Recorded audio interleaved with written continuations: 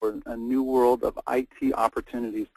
My name is Paul Peisner. I'm with CollabNet. I'm the Director of Business Development, and I'll be kind of playing host and presenter for this slide deck here. Let's see. Want to remind everybody at the end of the session, this is the launch effort broadcast for the Vivit DevOps Special Interest Group. This group is being created to continue the conversations. Many of the topics that will pop up here will be a first-time pass for many folks, and so we're going to create a community that kind of nurtures and continues this dialogue. We ask that you go and join the Vivit Special Interest Group under the word SIG and DevOps. Today's presenter, myself, Director of Development at CollabNet. Also, I'll be presenting with Todd Kapua, that is really the brains behind a lot of this and has a lot of experience behind the transition of Agile into a DevOps IT organization. So before we get started, I wanted to mention a couple things. The live session that's being recorded will also be available in the library of Vivit. So if you do have an opportunity to share this with your coworkers or you want to bring other people into the DevOps conversation, please feel free to share this broadcasted, recorded webinar that is hosted out there. The Q&A sessions at the end, we'll try and defer. A lot of the answers will be broadcasted and continued in the Special Interest Group Community Center, but we will try and answer any questions that you do have out there. If you do have questions, please use the tool on the side. Type in your questions on the side. We'll be monitoring those questions. If we feel like we can incorporate those into the presentation, we certainly will try to do that. But we will try and answer long-term questions around DevOps or a particular concern that you might have in both the Special Interest Group to kind of include a wider community and a bigger conversation of experience with the IT teams. So let's get started real quick with our presentation on DevOps. So IT has historically been divided and challenged by two groups. One of those groups, which I'll represent, is the development community, which has really been a group that has reinvented the way that IT can best serve the business. In some challenging and changing markets, it's been amazing watching some of the IT teams innovate with a lot of the new languages and just clever ways of accomplishing tasks that have historically been a challenge for IT and software development efforts that are out there. And of course, Paul, this is Todd DeCapua for everybody with us. I've often and had the opportunity firsthand to see how operations priding themselves on uptime and, of course, quality of services, et cetera, sometimes gets accused of being too restrictive. So taking these innovations that Paul referenced in development and trying to slow them down or maybe even prevent them from going into production. So again, that kind of representing the other side here of ops and the conflict that you can see this slide showing. So if we were to define a little bit around what is DevOps, again, there is a lot of chatter around it today. So, for this presentation, I wanted to start with a macro view that DevOps is equal to IT and DevOps being driven by its desire to enable the business to be more competitive and cost-effective, of course, in the dynamic markets of today's economic environment. So how do we break down those silos? How do we be able to collaborate together as one IT team, again, within the business and the market, supporting all of the interests across all stakeholders, and again, ultimately delivering to our customers?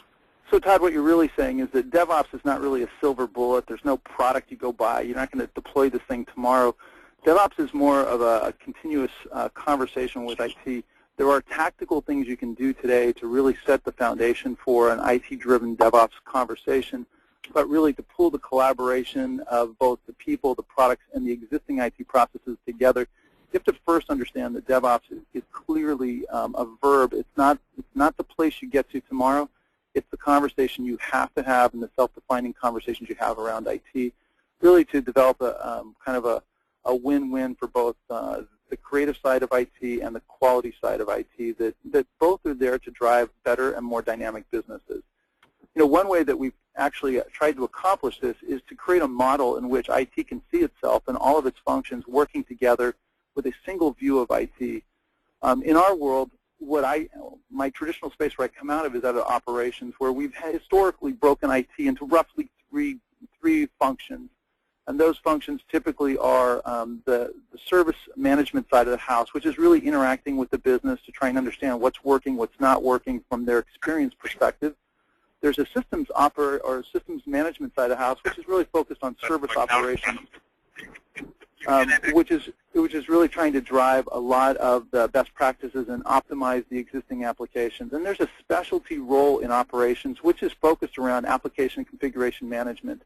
And those are the folks that kind of look at the new things coming in, rolling in. They're the change management experts. Those folks in the ops world have really struggled with how to transition things gracefully in there to make sure you've got an optimal environment. And then you've got the development side of the house. And the development side of the house really is about how organizations fund and pull together the resources that can create things that don't exist, or to create things that need to exist, or fix things that are currently in practice, and putting those resources and budgets and strategies and organizations together as a planning group that is much higher than the code, build, test teams of practitioners who actually do the work of putting into effect how they're going to take those requirements, roll them into a functional product, and again, introduce it up into the operational environment. How you do that with release files, how you do that so that operations is ready to support it, so it's made known to the business development or the business teams. How you do that and package it and roll it out is a specialty art of putting everything together as early as possible so that the education and the adoption rates can be as high as possible, and optimally the business can start using new things right away. Again, both groups are limited or controlled or impacted by things that are out of their control. Those are things like corporate strategies. I usually have one phone that needs to be muted. But typically what you have is a layer of the IT organization that is also looking at corporate responsibilities, best practices, limitations to their business or the industry, the organization that they're in. And they're always monitoring how the business is changing and what needs to be funded relative to outside influences of the organization. In this model, it's mostly showing how the CXO concerned for IT can set budgets and initiatives, how the teams can take some of the tactical needs of the organization and roll them in, and then it becomes this endless loop of best practices that are out there. So again, it's an interesting model. It's not a model that is industry standard. It's a model that we propose when understanding what IT is trying to accomplish relative to a dynamic market that's out there. DevOps is the way to frame that. It's a way to have an internal conversation about best practices in IT ops, best practices in IT dev, pull together a process that really rolls out an IT experience that the business can both trust the quality of the services being delivered, as well as ask the IT organization to innovate to what it needs to be more successful. One tool that we have is really from CollabNet is this what we call the DevOps maturity curve. The DevOps maturity curve is really looking at the foundational changes, that tactical things that IT organizations need to go through to really reinvent themselves. And what we found is in this maturity curve are three distinct motions and three distinct efforts in terms of optimizing the DevOps IT organization. Again, DevOps will have, over time, definite benefits to the business. We've seen organizations that have cut their IT expenses in half in less than a 2 to 3 year window. We've got stories for that at the later portion of the slides. But it's not about one thing. It's really about 4 change elements inside of an IT organization: the people, the process, and the product and delivery. And so at this point, I'm going to let Todd jump in here and kind of talk about that. Todd? If there's anybody who's unmuted and is muted, that would be great. Yeah, there's an unmuted phone that has got some background noise. Is there any way we can find out who that is and try and mute that? Thanks. Okay, Todd. Excellent. So, again, thanks, Paul. So, Agile transformation. So, again, a lot of where this starts and is looking at the needs to be able to address the people, the process, the products, the delivery. Those 4 key elements. Again, that then translates into this transformation or a starting point. So this typical starting point is, how is it that from an Agile development perspective, organizations can move faster? This is a foundational change, and one that sets into motion potential change across all of IT, the business, and other areas. So as we look at transforming IT, again, this is a cultural change that comes across all of IT. Again, you can see in the 4 different boxes where we've outlined kind of the development and IT team, also looking at the process of Agile, looking at some modern coding languages, avoiding the waterfall practices as it would relate to delivery. And again, this is delivery not only throughout the life cycle, but also into production. So really, when we look at the career suggestion here, it's how is it that you get Agile? There's some Scrum certification that's out there. There's looking into some new languages like Ruby, and then also, different IT social networks that you could look at. But really, it's, how is it that you, from an IT multidiscipline perspective, can start to embrace this IT culture change that's happening? And again, this is going right along with the Agile story. So my personal story is I worked for one of the largest internet banks, actually the largest internet bank here in the United States, and we started the transformation back in 2007. And what we learned is that you first need to experiment with, again, all things Agile. And we started in the development team, but then learning from those, improving on those activities, and again, looking at those 4 key pieces of the people, the process, the technology, the delivery, of all ways of how is it that we can improve, ultimately needing to celebrate these as we moved through that and changing the culture from what was competitive to being more in a collaborative nature, and then being able to embrace these global contract contributors, but move them into more of a team effort.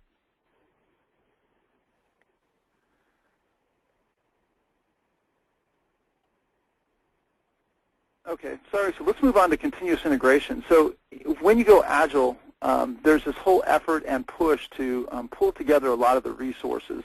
When you have an Agile adoption strategy, you've got the culture changes going on with development teams.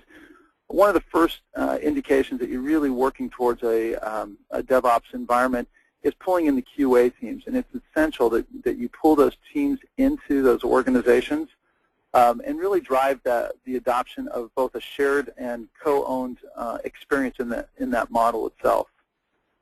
In this case, Todd, you want to take this one, or you want me to do it? Why don't you take it? Okay.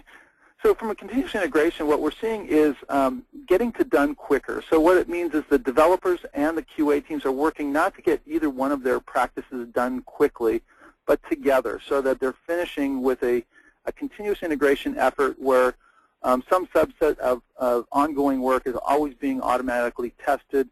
The testers are leveraging pre-existing test templates so that they're becoming more part of the development teams, and that their manual expertise is really focused on the end of a project. When it gets close to being done, they're really drilling down on some of the hardcore challenges of making sure that product is robust enough to really survive on its own out in an operational environment.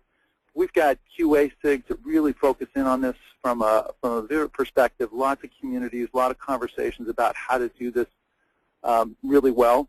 Also, there's a lot of Agile Scrum training. Collabnet does more Scrum training than anybody else in the world.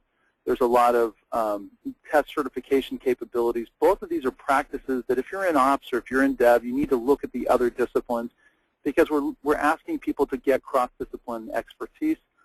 There's a lot of IT automation out there. There's a lot of things that can be automated and moved away from manual, so the manual expertise takes on more of a guidance role than a day-to-day activity, and lining up those projects so that they're better, they're running through things much quicker, much more fast. The visibility of the project to the team leads becomes more predictable. Todd, do you guys have any examples of this? Yeah, we absolutely did. So, the other big piece is as you start thinking about enterprise size Agile, and I mean, it's one thing to have 1, 2, 3 Scrum teams working together, and I think from where where I've seen it explode into, 35 Scrum teams working on one code base. Again, this is where, you start to see some of these best practices that come out. Some of the pieces that, Paul was just talking about is literally supporting huge transformations like that. So as you look at this continuous integration, again, it's an IT team concept, but being able to discover defects earlier and improving quality now become more and more important, because you're talking about constant change across that code base that's being injected by a number of different team members. So how is it that you plan your sprints? How is it that you can now automate both your functional and performance testing at any level, whether it would be at a unit level, an integration level, a system level, again, pre-production, user acceptance testing, but being able to then discover, here's where the issue is. And again, the shorter that you can have that time from the time that that code was checked in to the time that you're getting that feedback back to the team member, the better off you're going to be, ultimately driving towards this delivery piece, which, again, I can't iterate it enough that, the longer a finished product sits on the shelf, the more waste that there is. So looking at the ecosystem that Paul's painted, again, HP has a number of different products within their ALM suite. Also within CollabNet, there's many tools that help that work better together. This is also where I was first introduced to Shunra some 7 years ago, and that enabling these capabilities. So again, how is it that you collaborate, then automate continuous integration, deliver higher quality code faster, and again, planned so that it's the most important thing to your customer, ultimately enabling the business to become more competitive in the marketplace. Paul? Shunra's got some great integrations to the HPALM side of the house, including the performance capabilities, optimizing that test piece. CollabNet spent some time integrating with the HPALM, the HPQC, the Mercury product families as well. They've got some innovations coming out where their what we call their presentation layer, the layer that can see the macro activity of the projects going on with all the disciplines out there, has connections to the developer community with some very clever and innovative tools to help them pick up some of the chatter and activity that's going on in the development space. At the same time, CollabNet has historically been kind of a company that has focused in on building strategies around development activities. This is around developers and code, putting security levels, RBAC, supporting both Subversion and Git, both of those open source pieces that we can wrap up and make ready for the enterprise space. And then both incorporating employees and the onboarding, offboarding of global outsource or contract employees that have a strategic role in a project, making sure they get access to the right level of source code for reuse, making them much more optimal. And when you combine that together with the HP story, what you're able to do is take a project and have the flexibility to build out a publicly traded company strategy or a complex ecosystem of hybrid multi-source environments where you've got both development teams that are employees and folks that are not, they're individual contributors, ability to onboard them, offboard them, and keep the project moving at an optimal speed, lowest cost, get it out to a delivery process that is really optimal for the business adoption process. Great, thanks, Paul. So again, I can't highlight enough that this integration with the HP ALM capabilities, that CollabNet has, some of the special and unique tool capabilities that Shunra has. Again, Paul highlighted there is a direct integration today with LoadRunner and Performance Center. If you have 9.5 or higher, it's actually shipping with it. All you need to do is get a key to turn on Shunra's capabilities. But as you would look into the next piece, which is continuous delivery, very quickly, this is what becomes the bottleneck. So again, as you're doing all your continuous integration, the development team's coming up with all this innovative new feature function that is critical for the customer, these products need to be able to go live in production as soon as possible. A product that's completed and sitting on the shelf is considered waste, and it ages. Unlike wine, an aging product is not a good thing because, again, it's new feature function that the business has prioritized wanting to get that out to their customers. So this is where we start thinking this transition into a continuous delivery, or what some people refer to as CD, being able to release and deploy teams, establish their practices in the era of waterfall and ITIL, and now looking at how is it we can get more product-focused on go live. So looking at things like the change train. So again, there's this train that's constantly leaving the station. You know what time it leaves. You need to be on it.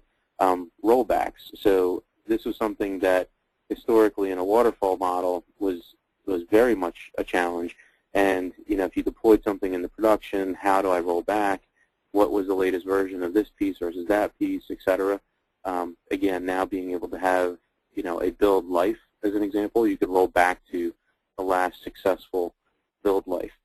Then looking at things like disruptions into the environment and or adjustments that would need to be made both at a hardware and a software side, making it much, much easier. So looking, again, at our core 4 pieces here, again, how is it that our IT development teams are working with these release and deploy and change management teams?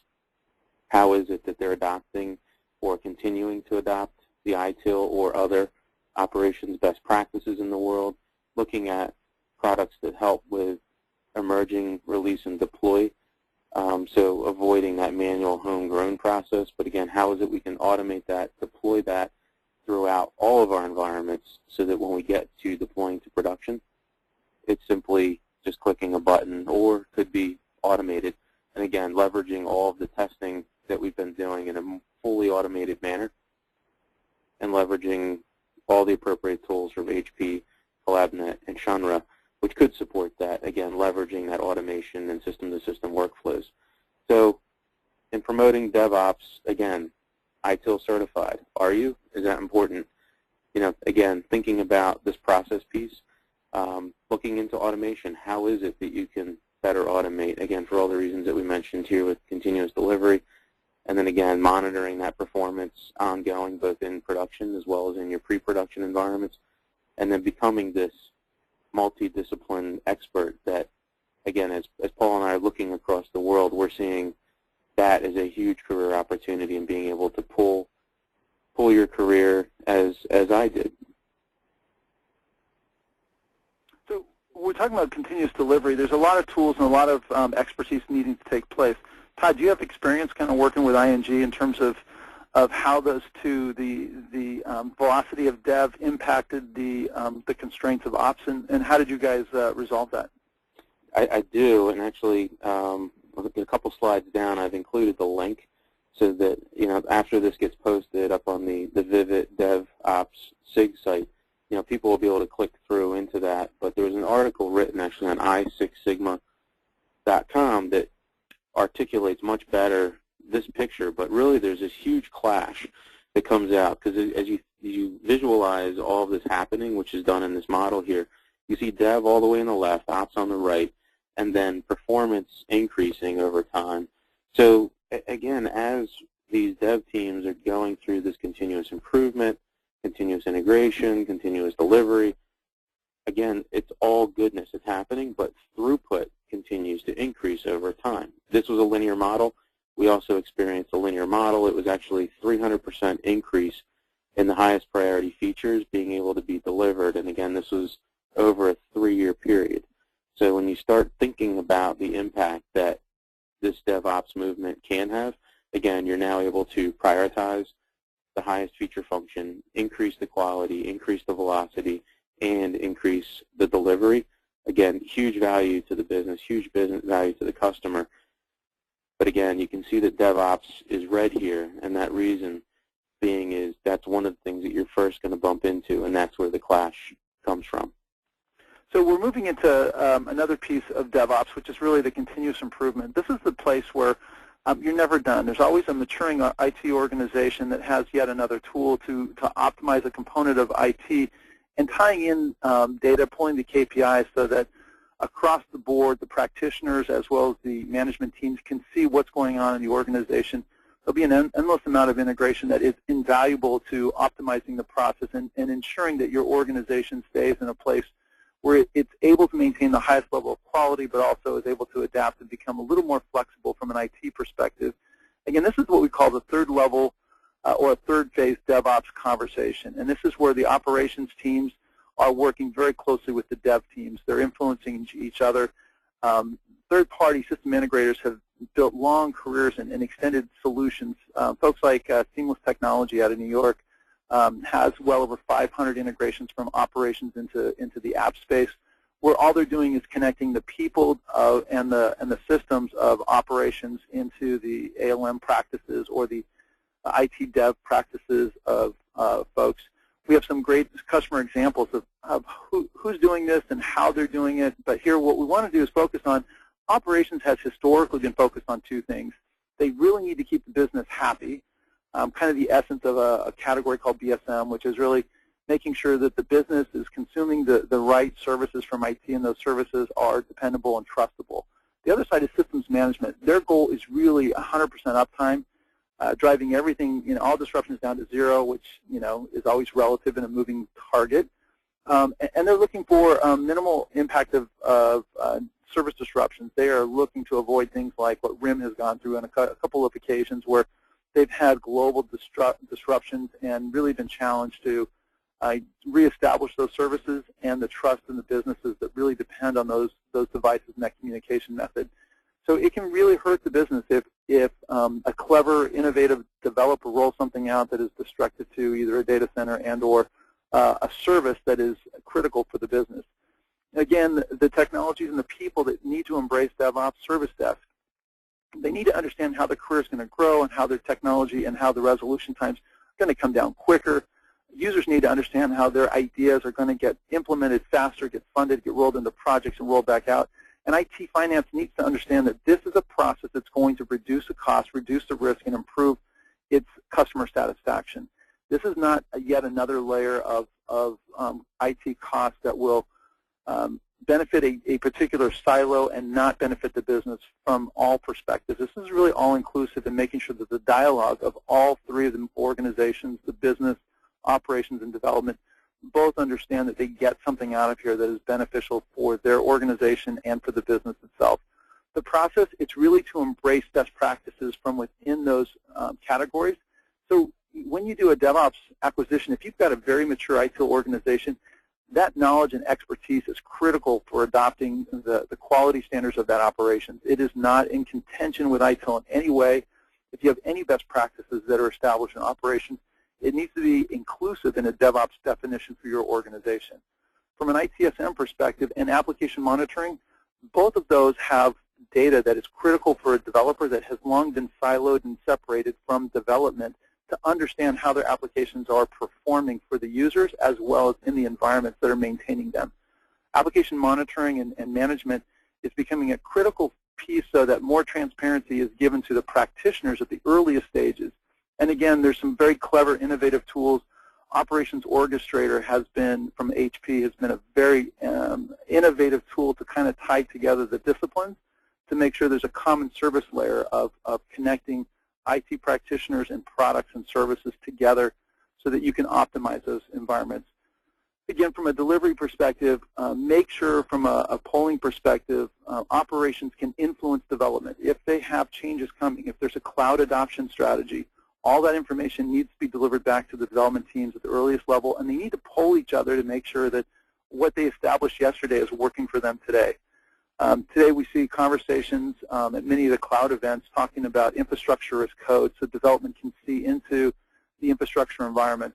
Likewise, systems management folks are asking people to manage their applications, their Agile applications, with some accountability and traceability to find who can fix it quickest with the most knowledge of the application's development history. Again, we're linking those pieces. There's a lot of customers talking about doing this at scale. There's a couple customers doing it already that way. So again, there's lots of Vivit, SIG groups. Again, our DevOps launch is starting at this event moving forward. We'll be able to house those. If you're interested in a particular component of a DevOps conversation, business intelligence, or a BSM group, or the service management group, all of those are SIGs that exist within Vivit, and we encourage you to go to those websites and look at that. From a career perspective, really look at, from a developer side, they need to understand the whole life cycle of the application. Where is it beginning to fail, the organization, at the earliest levels? Poll the audience, poll the operations teams to find out, was it a successful undisruptive release effort? Was there things we could do better? From an IT development perspective, understand the benefits of self-service when you're talking about operational strategies to get more of the technology into the hands of the end user, and design your applications so they can be implemented in a self-service strategy that operations can best leverage the adoption rates. Again, we mentioned performance monitoring. You need to be able to monitor both the performance of the app as well as the process in which you rolled in those components. And understand the ROI. There are a tremendous amount of costs related to the release efforts of an application, the ongoing pieces. Most development teams are unaware that 80% of the cost of an application will occur after a successful release in the ongoing support of that. And a lot of that cost is really done because the process does not include needed files for support, additional supporting documentation, a better connection between the two teams itself. There are a tremendous amount of costs, and NHP is putting a lot of time into products like PPM and ITPS, which is really pulling together a better view, more holistic view of what is important to the business, what's important to IT, and making sure that there's a hybrid focus around this. I know, Todd, you've got an example of an innovative adventure. Yes. So, and I'm looking at some of the questions here. One of them that came in from Christopher says that many of the examples that I've seen on DevOps use has been with smaller companies or department level in the enterprise. Can you speak to real-world examples of large global 5,000 companies who are embracing the movement? I would be very interested in learning more from the very large companies, especially regarding tooling requirements. So, Christopher, I will cover some of that here. I am also going to plan on having that question up on the Vivit DevOps SIG, because I'd be interested in getting a lot of other people's interests and examples of how they've seen that evolve.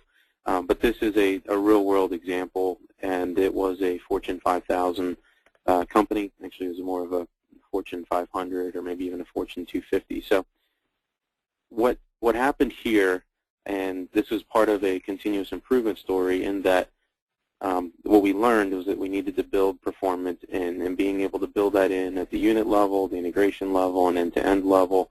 Also coming into incident management, and how do we recreate this, and how do we test these scenarios in a DR environment.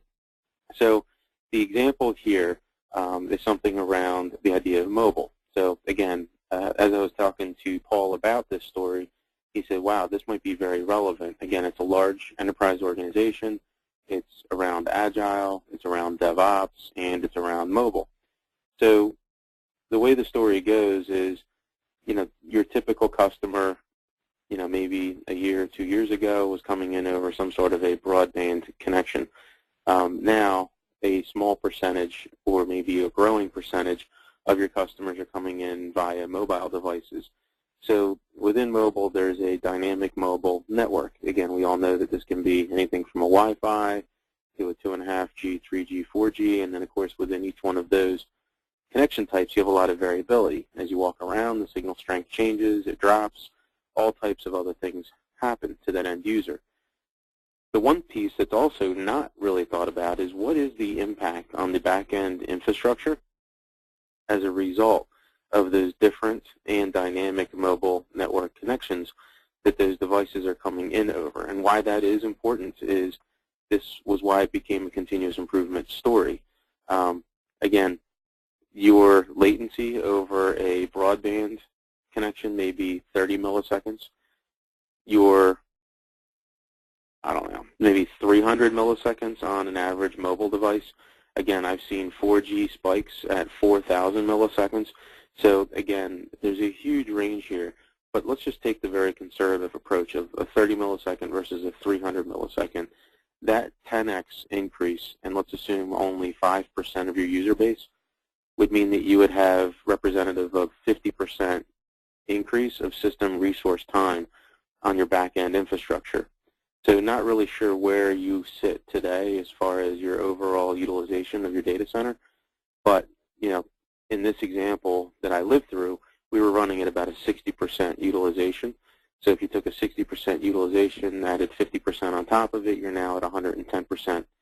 utilization. So we had our data center go down, and it was unlike any incident that you've ever seen before because different pieces just started crumbling all over the place. It was not something that we had seen before. And again, all of this due to the percentage of users from a mobile perspective accessing our infrastructure over these changing and dynamic mobile networks. So again, and that was only a 5% example. Many companies today attribute a larger percentage of that to their overall revenue. So the risk to the business was very significant here as well. That's where I was also first introduced to Shunra and being able to recreate these conditions in my labs all prior to production so that throughout the tests, unit integration end-to-end, as well as being able to recreate those from different production incidents, and then also be able to test out what-if scenarios in the DR environment became the continuous improvement that occurred, helping to support the business. So again, thinking about this performance test piece, it needs to become a best practice of performance test within QA, using real-world conditions and global data.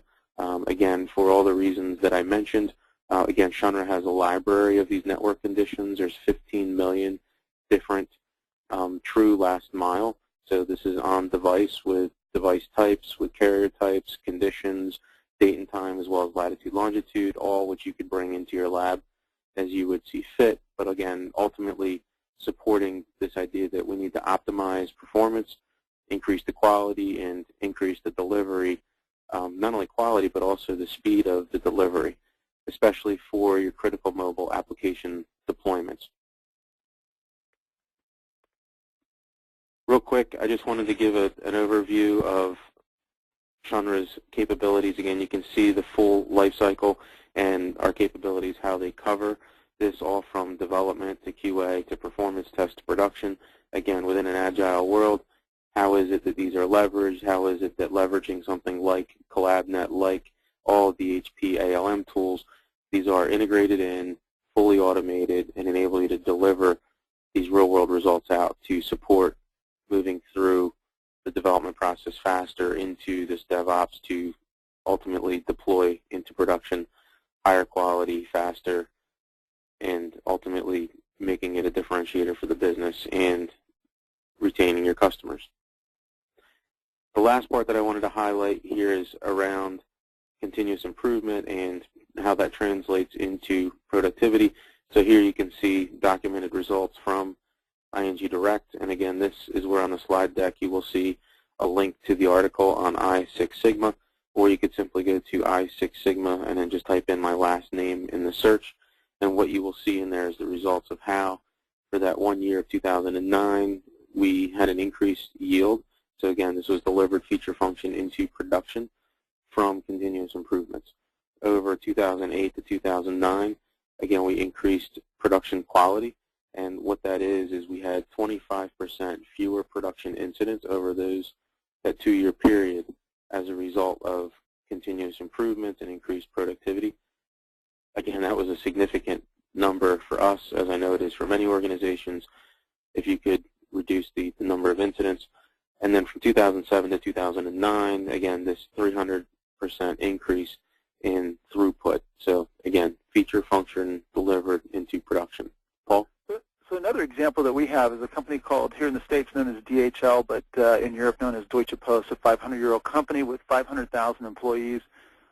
They had struggled with reinventing IT. They had a hard time competing with the global markets because of their European hiring laws. They had need for short-term employees to do some innovative things, but because of the way the hiring is a challenge in Europe, they were committed to the employees for 2 years, and they didn't know if some of these operational projects were going to require a 2-year commitment to any individual developer.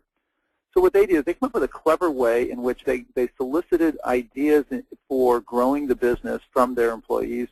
They pushed that idea capture tool back to operations to structure it around a way that could be supportable, and they passed it on to a decision-making body back in the organization. Again, the flow, and this is their internal document flow here. That had to be translated from German. Thank you very much. My German isn't so great, but They have what they call the 3 E's, and this process really captured ideas, created a methodology in which they could structure the idea into a funded project. The funded project could get staffed by putting out to bid out to well over 1,800 quality-driven development efforts. They have about 100 developers on staff that oversee some of the projects, but the bids go out to developers who compete based on their reputation, their quality, and price to really deliver on time and on budget the needed functionality. And in many cases, with a low-risk application that gets developed, many of the products get built and tested by the third parties. They get QA'd through an automation QA process. And we watched a demo in which a third-party change to a live application on the web took place in less than 15 minutes from submit.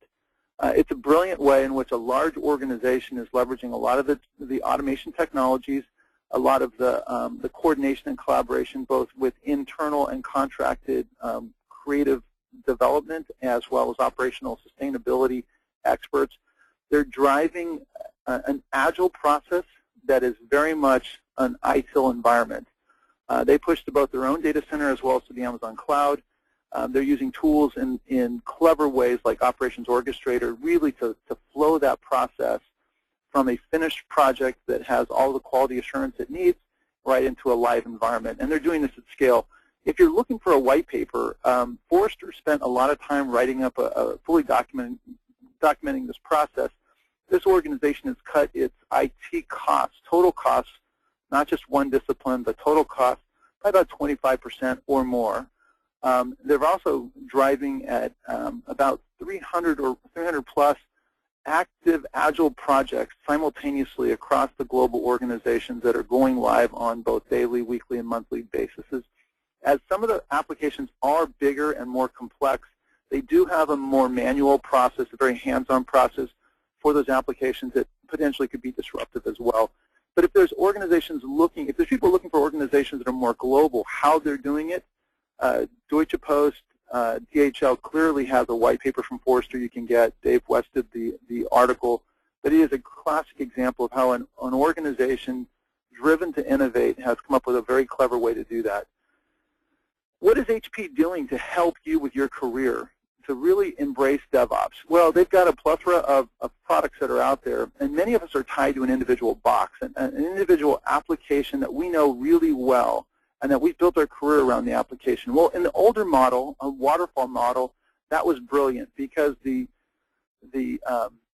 factory assembly line required that everybody be an expert at an individual function. The reality is HP is creating a new way to take your expertise and understand how the technologies that feed into it, that pull from it, or are sitting on top of it, monitoring that activity, the presentation layer technologies, are a way for you to really grow your career.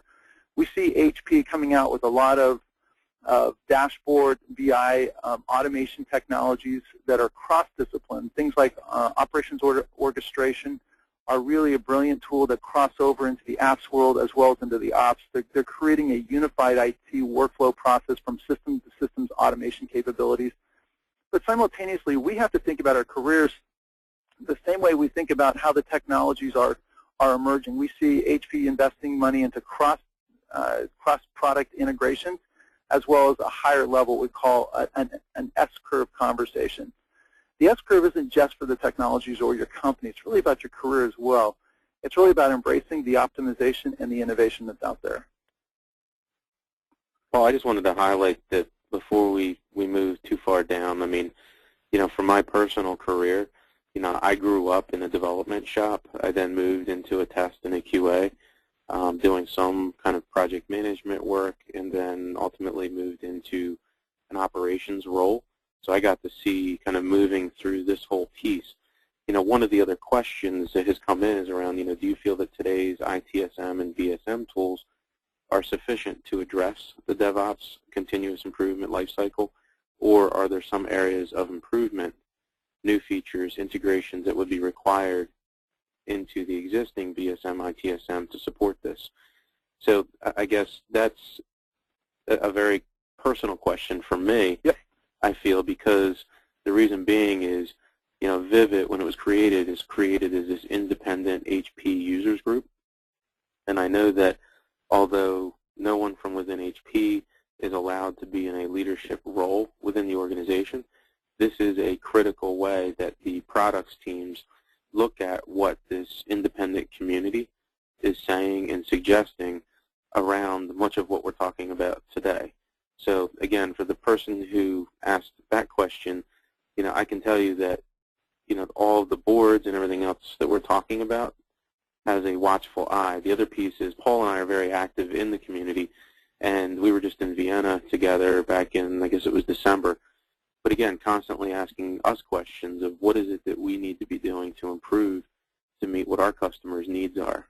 So again, from a products and career perspective, Paul, I just want to interject, my personal career plus with this question, and really what this Vivit organization is about is being able to provide more of this type of information to that broader HP community and really influencing future product development as well.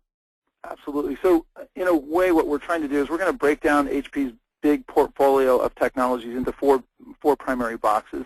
The four functions of IT that are generally true of any organization, big or small, and it could be blended people doing multiple roles, but typically there's the ideas funding group of people who love the idea. We call it the portfolio management strategies group that look at the big corporate needs and decide what needs to get funded within IT. Then there's the design and development teams that really look at what is the best way in approaching that. And that could be an architectural team as well. This is really not just about the apps, but it's also about the environments. The systems management folks are really looking at ways that they can better manage and automate the lights-out data center to adopt clouds that best serve their business needs. And again, service management, it is really about listening to the customer, making sure that the business is being served as best as possible and always getting those conversation pieces going. The top two boxes, in my mind, typically are focused on the business itself. They are so focused on, is it the right thing to do? Are we serving the customer, or are we putting our company in the best position possible? The bottom two are looking at the limitations of the resources they have, the funding they have, and the requirements of the organization, the demand being placed on them from the business. And they tend to be pushed into an operational cost-centric focus. Is there a way to do this more cost-effectively? And in many cases, what we see is a portfolio of HP's products fitting into one of these boxes. And from a career perspective, you probably fit into one or more of the boxes. And the goal from this conversation is to encourage you to look at cross-discipline expertise, understanding how you might fit into other boxes. The challenge that we're seeing today is with the budget limitations and with the outsource and the blended multi-source strategies of cloud adoptions, mobility. There's a lot of reasons why the bottom two boxes have artificial cost pressures put on them. The challenge is when people opt to ship out or to not use traditional knowledge and resource wealthy organizations or historically to make changes, sometimes they put the business, the IT organization, corporate strategies, and our IT careers at risk. Again, things driving those things obviously can be, global contract IT teams. How do you get through the time zones? There's lots of challenges with Agile and mobile and the cloud that are out there putting pressures. From a career perspective, what Todd is talking about is really understanding where your career fits within the general product groupings that we're positioning here. Is you typically fit into one of these three core boxes at the bottom, which we call the practitioner boxes, or from a management layer, kind of a BI or an executive role managing the processes. DevOps is really about how to pull in the IT people and the process to really extract the most you can get out of the tools you have today, the processes you have today, and to improve that process by sharing it all the way down. The business and corporate needs are really trying to manage the key processes and the assets and the resources. When you make dramatic changes, those are going to be impacted. Understanding what resource loss and what asset loss you're going to have when you make changes is critical, and you've got to help the business understand when you make those dramatic changes, there's going to be an impact. From a career perspective, what we're doing is we're encouraging you to look at your expertise and become a cross-discipline technology expert. And that may be within your discipline, moving up to the business intelligence layer. So looking at the ITPS strategies, looking at some of the individual product dashboarding technologies. Within the ALM suite, it would be like looking at ALI, or within operations, understanding how the CMDB works. All of those are critical operational functions that serve a purpose to help a particular group within the IT organization understand how their contribution to the business is performing, and to look at the earliest indications. Now, the goal is to take your career wherever it's at and really to understand how it cross-discipline helps out there. From a DevOps perspective, it's critical. DevOps is inclusive of all of the IT functions. It's inclusive of all the processes you have in place. It's not asking you to walk away. It's asking you to embrace. And again, the two conversations that you really got to understand is the move to go Agile, understanding the history of waterfall, and then the conversations around lean and Ex Kanban capabilities. All of those are about optimizing the development practices. On the ops side of the house, understanding ITIL and BSM, what is it that ITIL is looking to monitor? How can some of that data feed back so that development can take advantage of what is optimal for the operations environments? Those are conversations you're going to have to understand how those two pieces frame together any one product that you've got an area of expertise in. And again, from our perspective, this is just HP's portfolio laid out in a string of functions of technologies where we're looking at products, how they blend together, how they feed into disciplines, and how ideas roll into actual products. And then the end state is to how do you automate that for an end user or inside the data center itself. Again, there's two innovative layers that are currently going on in industry that we see a lot of activity around. That's an executive process visibility layer. In the case of HP, that's ITPS, IT finance management, ITBM, PPM. Depending on how you run your IT organization, there's a management layer that looks at how is IT performing relative to the needs of the business and the resources that we have. There's a layer that's really missing. This is the innovative layer that DevOps is trying to drive, and that's the practitioner data. We're calling it bid data. This is a business impacting decision data that a practitioner needs to have access to. It's not going to exist in one place. It's going to be able to pull from other places. It's also going to connect you to both the process answers as well as the people answers. There may be corporate processes that are not going to allow you to innovate in an area because of the risk levels that are involved with that kind of decision. Finding those answers quickly can save the company a tremendous amount of money if they know where to pull those questions and answers from. So knowledge management and networking becomes strategic from a people perspective, not only from a technology perspective. And the kinds of education that needs to go into DevOps is really understanding where IT has come from, where it's moving from an education and certification perspective, but also to be sensitive to how the demands of the market are putting pressures on the business and what's going on, how is it that we can change the IT application functions to enable the business to grow itself. Again, this is the last slide here, and I'm sorry that we've had to rush through a number of these slides. This will be posted. Todd, you want to just take this one? Absolutely. So, again, if you can't hear it already, kind of embracing this best practice of Agile and ITIL, helping you to get into and support kind of the Agile development piece as well as the three other phases on top of how we embrace the SCurve, but ultimately driving from Agile with ITIL support into DevOps. So again, this is a big single slide that we wanted to show. Here's how a lot of these different pieces that we've spoken about do fit together. Again, Paul, I know that you wanted to also highlight kind of getting back to our Zen picture. So the goal is really to pull together the two disciplines of IT Dev and IT Ops so that we better serve the business from a single entity, well-coordinated, well-collaborative environment. And it's the goal of DevOps. It's really out there to drive the adoption and the best uses of the tools that HP has today.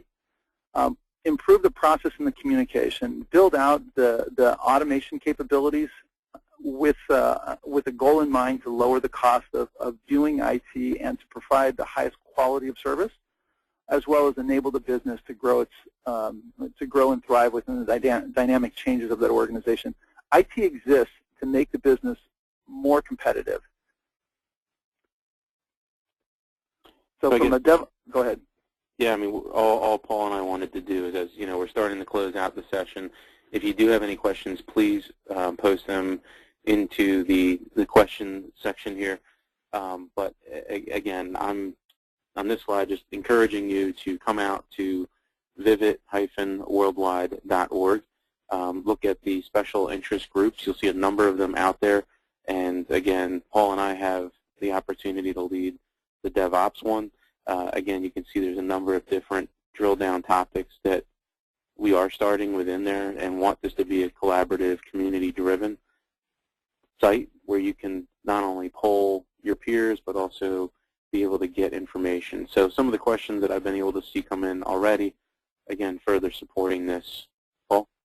Yep. So again, when you think IT, think DevOps. DevOps is really the future of IT. Former IT organizations have been structured by silos that have really been encouraged by waterfall practices. What we're looking at is more of an Agile-driven IT organization that is defining itself as a DevOps, where whatever state of maturity any portion of the IT organization is in, you need to start there, embrace it, understand what they're trying to accomplish, what their core goals are, and then to be able to set up the feedback loop so that you can start improving the process over the longer periods of time. Again, what we believe is the core foundation is improve your development process. Once you get projects fixed and flowing faster, you can then worry about transition technologies. Once you get the transition technologies in place, which is where everybody today is focusing on DevOps, it's a short-term problem. Everybody's going to have the transition technology solved in the next 2 years. From a career perspective, that is the fast growth, near-term opportunity, but the long-term sustainability is really understanding what IT is trying to become when coordinated with Ops. Ops' ability to influence Dev, Dev's ability to influence Ops, and both of those responding to the demands of the business as well as management's limitations on how your business has to be run. So it's a great opportunity. We hope that you look deeper into DevOps. It's going to be a great conversation because it goes down a million different trails, but really it's not about the technology. It's about how you manage the people, the process, and the products that you have today into a better practice, and picking the better processes and the better tools for tomorrow when you have an experience and when you have a goal in mind. So again, thanks everybody. I do appreciate your time. I know there's a handful of questions. We've got like a minute or two left. I want to end on time. Todd, did you have any concluding statements? No, I think this has been great, and you know, there's a few questions here rolling in at the last minute. You know, this one that just came in is, you know, what role does automation play in DevOps? What systems impact does this automation introduce on existing infrastructure? So I spend a lot of time on this conversation. It really depends on the risk layer of the development project itself. Unless operations can see how much risk is a part of every project or product as it's getting released, there's no way that you could systematically automate every project. There are scalable and sustainable automation benefits when there's zero impact. When it's a UI change to an existing technology using some of the web languages, there is no reason why you should delay the changes on that kind of a small impact strategy. Where it could disrupt the services or a major business or a database, absolutely needs to be very, very sensitive. The automation needs to be limited to the risk levels. And the risk levels of the project need to be determined by a number of factors. How much code in an application is being reused? Is the code that's being reused associated with very successful applications?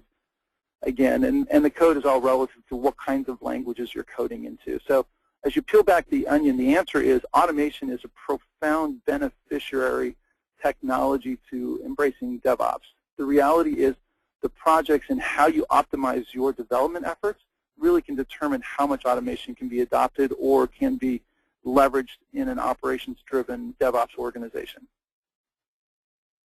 And I guess I just asked a clarifying question of that person, and you know, is around on the dev side and thinking about things like CI, automated build, automated test, continuous delivery, which again, I mean, it's an area that I've lived through, and you know, looking at automation there, again, in an organization that had, you know, 30+ Scrum teams on a single code base, you know, that was a critical element of, you know, we did 120 builds a day.